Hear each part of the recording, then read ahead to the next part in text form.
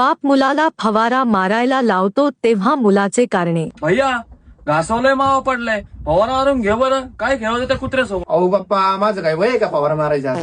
अरे ग्रॅज्युएशन झालं तुझं आणि तू म्हणतो फवारा मारायचं वय नाही. खपा खप फवारे खातो भादाडभर आणि म्हणतो की फवारा मारायचं तो वय नाही. कसं व्हायचं? अहो बाप्पा, मग ग्रॅज्युएशन झालं काय फुकट झालं का?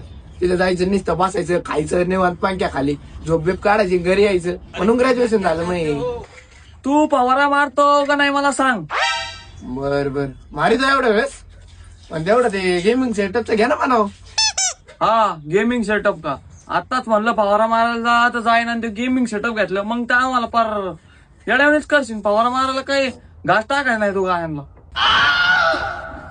यांना कोण खरं सांगत आहे काय माहिती हो. आईला हे मग मित्र काय तर सांगत असतील पप्पाला, घेतो फवारा आणून बोलते तिथे.